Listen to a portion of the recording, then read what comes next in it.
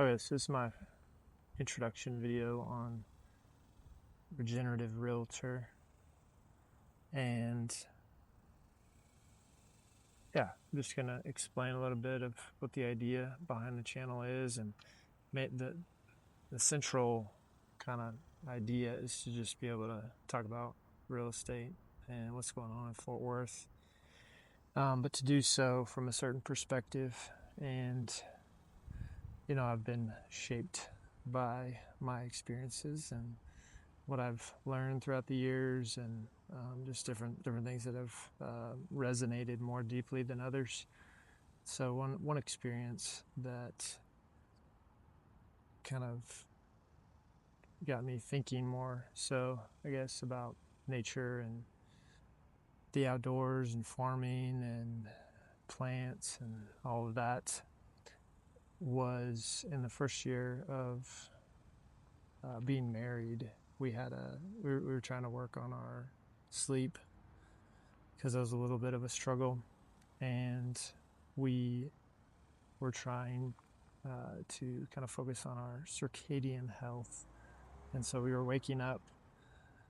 trying to wake up with the sunrise and get outside, and so we'd have our coffee outside, and we had a garden going, and so that was kind of our rhythm. Get up, go outside, water the garden, have coffee, get the sunlight in the morning. And we've continued to do that for about the last 3 years or so, and it's been impactful for my wife's sleep. She sleeps better as a result of that. It's not the end-all answer to everything, but I think for me, doing that kind of just got me thinking and more attentive to spending time outside and the effect that can have on you. Just there's things going on beneath the surface that you don't necessarily understand.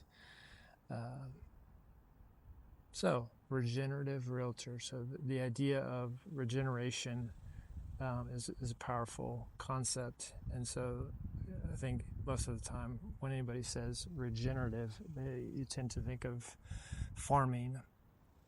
And for me, like the permaculture has been like a newer kind of idea that I've been exposed to in the last couple of years, and has really struck me as being kind of a fascinating thing. And one of the reasons for that is that it's based on processes. Like, it's the kind of the origin story of it is from a guy named Bill Mollison, who is an Australian guy, and he was out in the wilderness, just kind of observing, walking through and seeing how everything worked together so well. And he was then comparing that to how we do agriculture and how we work so hard to make things work. But it's a difficult process, and it doesn't always, it can be dependent upon a lot of human inputs in order to be successful. And so his idea was to mimic nature in gardening and agriculture and all of those things. And the result was abundance. And so there's a lot of examples of different applications of permaculture in different places. There's one of Bill Mollison's students, Jeff Lawton, did a kind of a project in Jordan, in the desert there, in a very arid climate, and was able to turn that into a food forest through the use of permaculture, kind of trying to control the water and where it goes, and using it as a resource instead of a liability. So I think the underlying idea there is that if you have the right system and you have the right approach, you can get really good results that perpetuate themselves over time. And so when it comes to real estate, those are, whether it's an individual thinking about where to live, or it's a question of how to do a development project, it really is impactful what your strategy is going into that. And if you can utilize natural systems in your thinking, there's potential for really amazing results. So another kind of corresponding idea is Warren Buffett has a biography entitled Snowball, and it's based on one of his. The title is there because of just an idea that he was very fascinated with, was compound interest. And he compared it to, trying to make a snowball. So the snowball is kind of your financial strategy, or your net worth or what have you. And so trying to find a big hill and rolling that snowball down the hill is an example of compound interest, because as it rolls down the hill, it starts to accumulate more and more, and the surface area of the snow of the ball becomes greater, and so then it absorbs more of that snow. And what strikes me about kind of regenerative approaches is that they have space for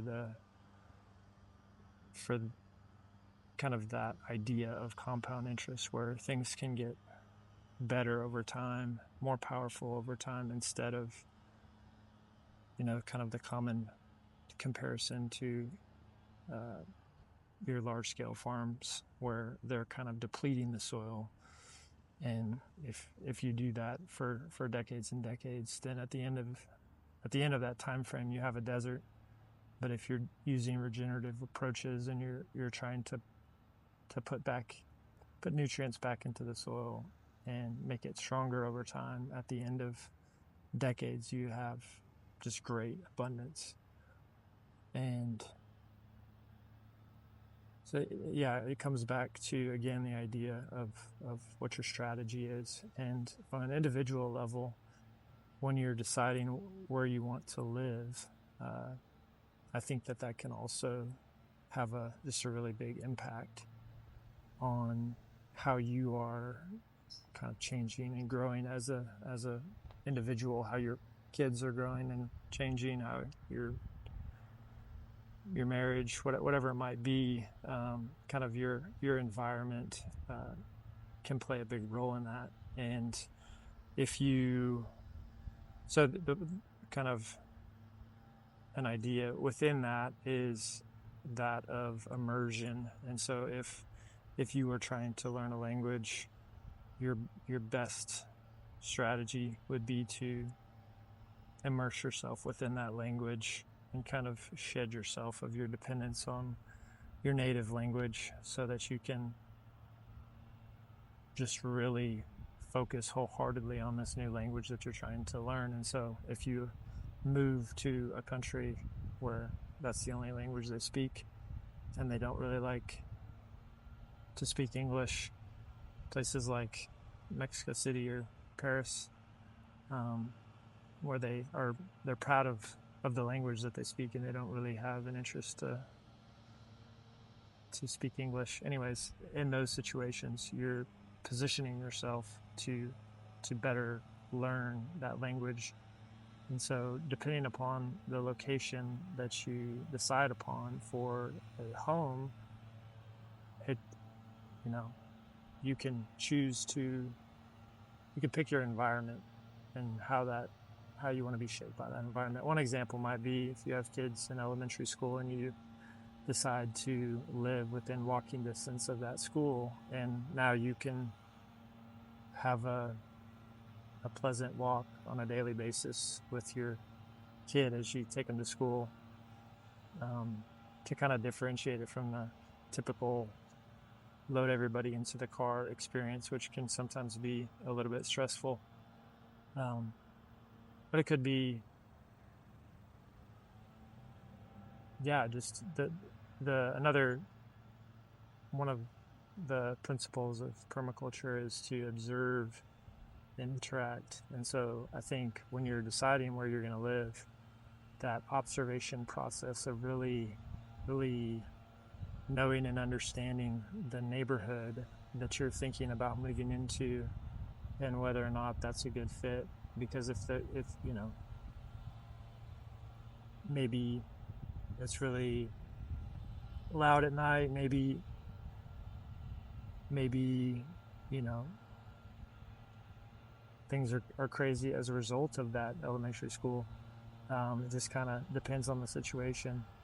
But I think if you understand an area and you know, like, okay, that, well, there's in Fort Worth, there's a really interesting shop that they sell plants there. They have a farming program where you can get local produce, you can pick it up there.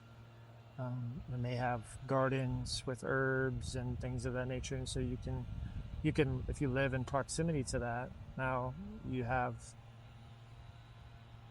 just an ability to get really good quality food very conveniently. So anyways, there's maybe a lot more to it than that, but those are some ideas that are kind of the underlying philosophy of how I think about different things.